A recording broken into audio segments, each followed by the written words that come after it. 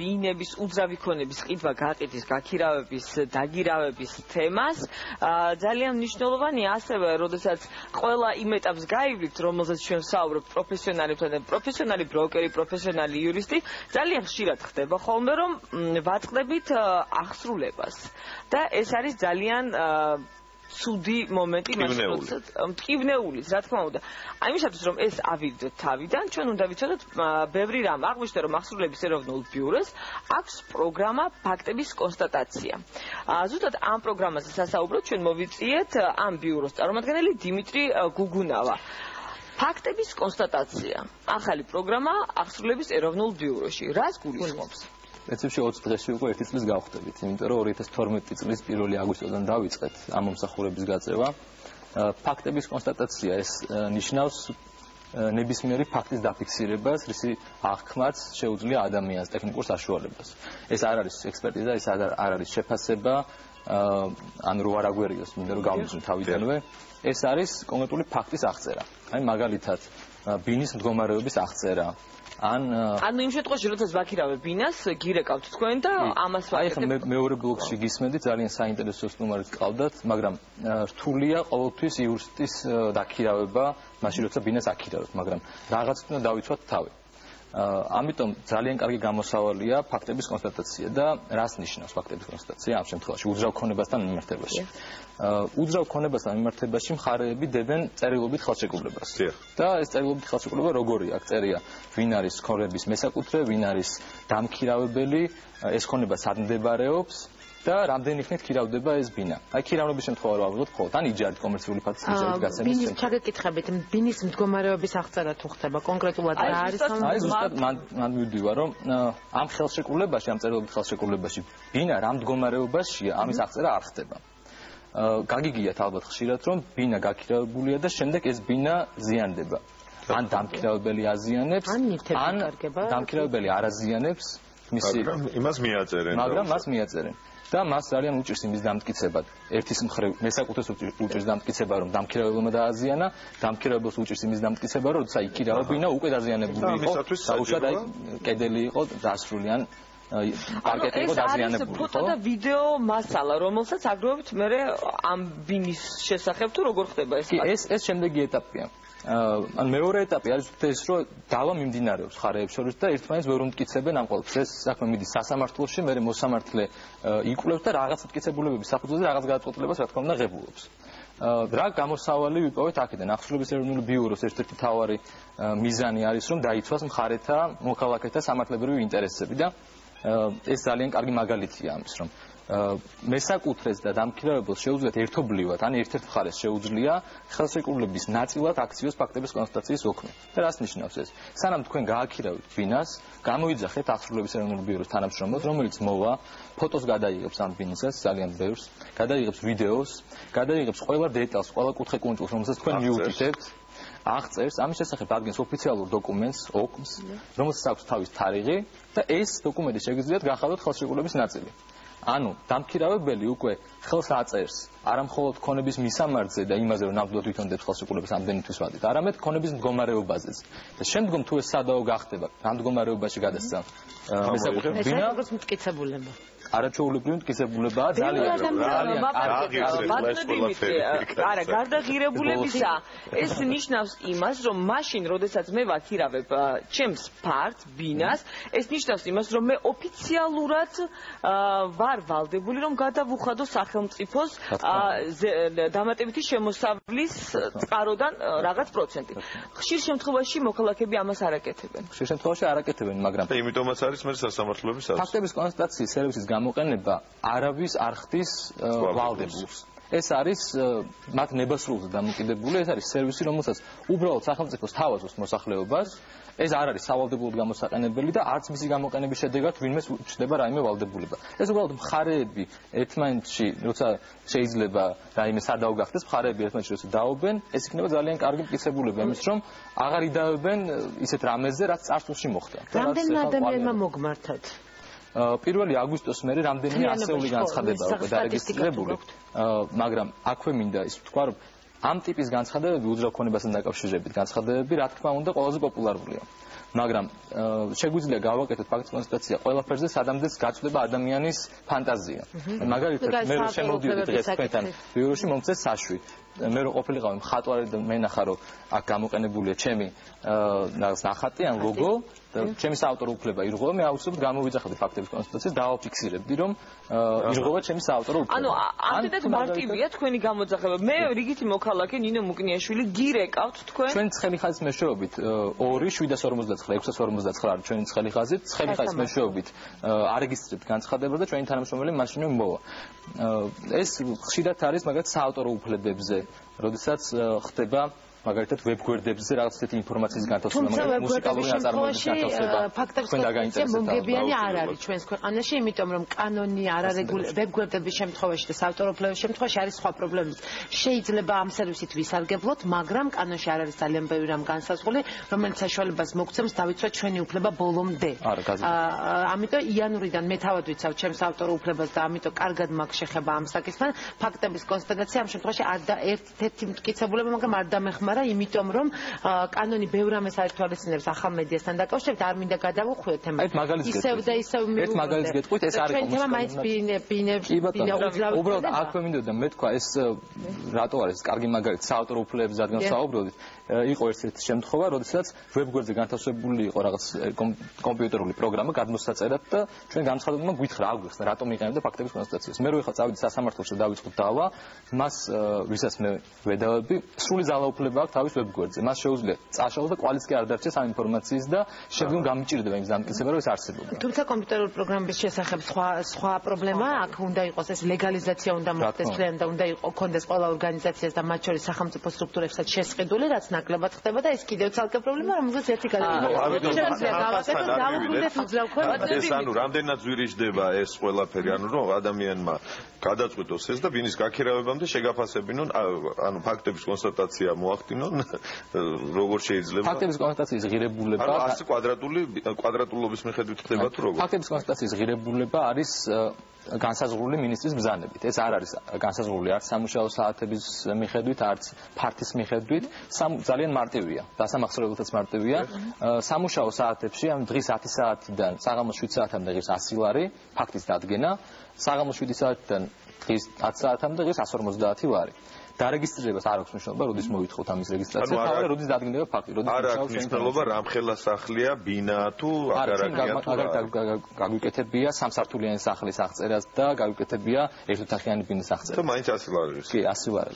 ბატონო დიმიტრი, მაშინ როდესაც ფაქტების კონსტატაცია მოხდა, მაგრამ საბოლოო შედეგად ვიღებთ იმას, რომ ბინა რომელიც გავაქირავე, აქ ბინა უძრავქონებაზე ვსაუბრობთ, გავაქირავე არის დაზიანებული. რა სამართლებრივი ურთიერთობა იწარმოება შემდეგ უკვე დამქირავებელსა და გამქირავებელს შორის? ბინარზე გაქირავებულია. დიახ, გაქირავებულია და დაზიანებულია, არა და ფაქტები მაქვს, რომ აგერ ჩავაბარე კარგად გარემონტებული ბინა. ეს ყველაზე მთავარი საკითხი არის ფაქტების კონსტატაციისთვის. ჩვენ ბინის აღწერა პირველ ეტაპზე გვჭირდება იმისთვის, რომ თუ შემდგომ შეიცვლება ბინის მდგომარეობა, ჩვენ ხელახლა ვაკეთებთ ახალ ფაქტების კონსტატაციას, რაც გვაძლევს საშუალებას, რომ პირვანდელი მდგომარეობა და შემდგომი მდგომარეობა ერთმანეთს შეადაროს მოსამართლემ. და რაც ყველაზე მთავარია, ჩვენი ერთ-ერთი მთავარი მიზანი, რაც იყო ფაქტების კონსტატაციის სერვისის მიწოდების დროს. ეს არის სასამართლო დავების თავიდან აცილება, რომელიც დაკავშირებულია დამატებით ხარჯებთან, დამატებით დროსთან. სასამართლოს განტვირთვა ერთის მხრივ, რაც სასამართლოს ინტერესში შედის და მეორეს მხრივ ხარებისთვის ამ ტვირთის მოცილება, რომ სასამართლოში კი არ წავიდნენ. კი, მაგრამ მაშინ როდესაც მე დავაზიანე ქონება, რომელიც ვიქირავე, მე ხომ ვალდებული ვარ გადავიხადო, ავანაზღაურო, ანუ ესეც უნდა იყოს ჩადებული სავარაუდოდ ხელშეკრულებაში. ეს ფაქტების კონსტატაციის მიღმა, ეს საკითხები. ეს ურთიერთობა უკვე ფაქტების კონსტატაციის მიღმა. ეს იყო მეორე ბლოკის თემა. მესამე ბლოკის თემა არის რამდენად მარტივი იქნება ის, რომ ხარები ერთმანეთს შეთანხმდნენ. და სადავო არ გახადონ ისეთი საკითხები, რომელიც უკვე დღეს რთული არის დაადგინო რა მდგომარეობაში იყვნენ თავიდან მაგალითად. ანუ ჩვენ გვიხმოთ სანამ სასამართლომდე მივლენ მოდავეები, მანამ შეუძლიათ იხელმძღვანელონ იმით, რაც მოხდა თქვა გაქირავებამდე, იმ მასალით, რომელიც თქვენმა სამსახურმა და რაც მოხდა გაქირავების შემდეგ, მაგრამ ეს ისევ და ისევ გამარტივების მექანიზმები მოხდა. ანუ სასამართლომდე სანამ მივლენ, მათ შეუძლიათ სიტყვიერი შეთანხმება მოახდინონ ამ ფოტომასალაზე დაყრდნობით, ხო? აი ეს უკვე. ერთი კიდევ მთავარი ფუნქცია რაც აქვს, ეს არის პრევენციის ფუნქცია. როდესაც დამქირავებელ გაყიდულმა იცის რომ ბინა აღწერილია, ბინისთვის სურათები აქვს გადაღებული, ვიდეოა გადაღებული, ის ნაკლებად თუ გარისკავს მას მერე რაიმე გაუგილდება და თან ეცოდინება. პრევენციის მიზანიც რა თქმა უნდა აქვს. რეგიონებში თუა იგივე სამსახური, იმიტომ რომ ძალიან ახსნების ეროვნული ბიურო წარმოდგენილია თბილისის რამდენიმე რეგიონში. თითქმის ყველა წერტილში, თითქმის კი არა, სრულიად საქართველოს ვფარავთ, მაგრამ რაიონულ ცენტრებში, თითქმის ყველა ცენტრში ჩვენი საახსრუო ბიურო გვაქვს. ყველა საახსრუო ბიუროში არის აღმასრულებელი, რომელიც ნებისმიერ დროს 24 საათის განმავლობაში კვირაში 7 დღე მოგემსახურება. მე მაინც ამ თანხებთან დაკავშირებით, იმიტომ რომ მაინც ყველაზე მტკივნეულად ჩვენი მოხმარებლები განისლიან ხოლმე, როდესაც თანხა აქვთ რაღაცაში გადასახდელი. ანუ გამოგიძახეს თქვენ შეფასდა ეს ყველაფერი, ფაქტების კონსტატაცია მოხდა, გადაიხადა 100 ლარი და შემდეგ, როდესაც თუ სადაო საკითხი წარმოიშვა, გიკავშირდებიან თქვენ, მოდიხართ და აფასებთ მეორეჯერ ასე ვთქვათ ამ იმას და ისე იხდიან 100 ლარს, ხო? ხშირი არის შემთხვევები, როდესაც დამქირავებელი და გამქირავებელი ერთობლივად მოდიან ჩვენთან.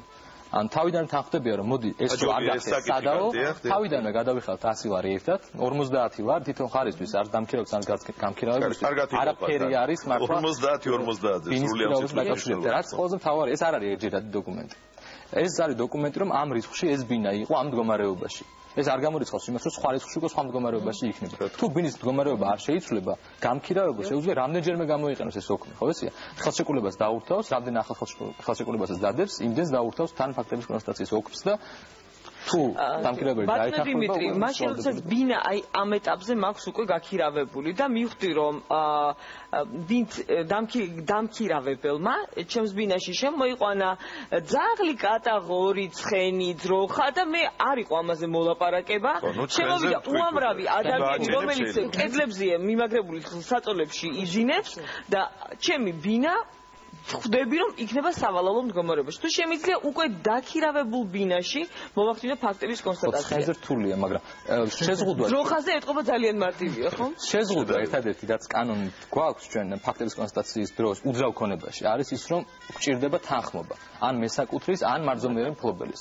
თუ მაგალითად მესაკუთრე მოგთხოვს ჩვენ რომ აი ჩვენს ბინაში მინდა ფაქტის კონსტატაცია, ჩვენ გვაქვს უფლება რომ შევიდეთ ამ ბინაში და დავაფიქსიროთ. კი. თუ მოგთხოვს ამას დამქირავებელი, მაშინაც გვაქვს უფლება რომ გავაკეთოთ ფაქტების კონსტატაცია.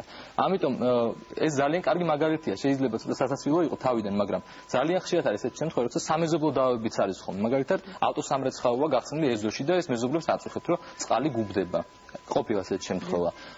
არის შემთხვევები, როდესაც ხმაურია და ამაზე გამახსენდა ჩვენ უბრალოდ ესეთი ცარიელი ხელებით კი არ პირდებით მოსახლეობას კარგ ხარეს. ჩვენ რაღაც ინსტრუმენტებიც გვაქვს შეძენილი. მაგალითად, ერთ-ერთი საინტერესო ინსტრუმენტი არის სონომეტრი. შეიძლება ბევრს გაგიგიეთ კიდეც, რომელიც ზომავს ხმაურის სიძლიერეს.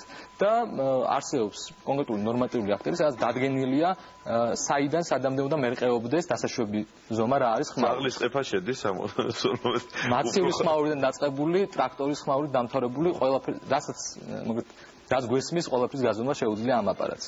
და შეგვიძლია მოგცეთ ოფიციალური დოკუმენტი, რომ იმ დროს იმ ქუჩაზე, ქუჩის მუსიკა მაგალითად თუ გაწუხებთ, რამდენი იყო ხმაური.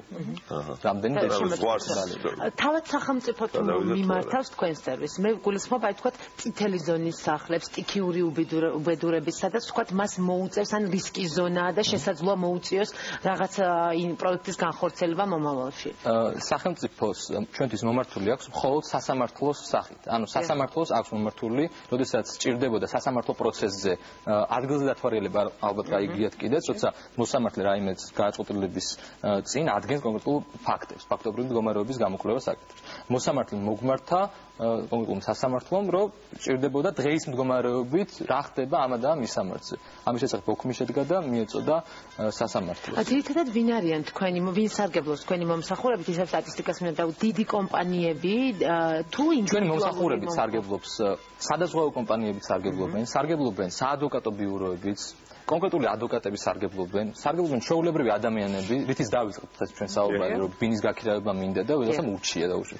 ეს როდესაც იყენებს ჩვეულებრივი ადამიანი ფაქტების კონსტატაციას, მან იცის რომ მხოლოდ ამას გადაიხდის და შემდგომ უკვე თუ რაიმე სადაო გაუხდება, ადვოკატისთვისაც ამარტივებს საქმეს, სასამართლოთვისაც ამარტივებს საქმეს და დაზღვევასა დედვარი ვის არის ძალიან ბევრი ამისგან იწყოს. თანამშრომლობთ რომელიმე საბროკერო კომპანიებთან, რომელიმე ან კონკრეტ დასახელებას არ გთხოვთ, მაგრამ თუ არის მათ რო გამოიყენონ ეს მათთვისაც უკეთესი ძალიან კარგი იქნება. მე პირველ ბლოკს რო usმენდი, ეს ძალიან კარგი იდეაც არის. კარგი სერვისიც არის. ჩვენ რო გავაფორმოთ რაღაც შეთანხმება, რომ საბროკერო კომპანიებმა თავიანთ სერვისში ჩადონ ეს რომ ხელშეკრულებაში იყოს ჩადებული ძალიან დამატებითი სერვისია, მე მგონი იმ თანხებზე, რა თანხების არის ზოგადად საუბარი მათ საქმიანობის დროს 100 ლარი.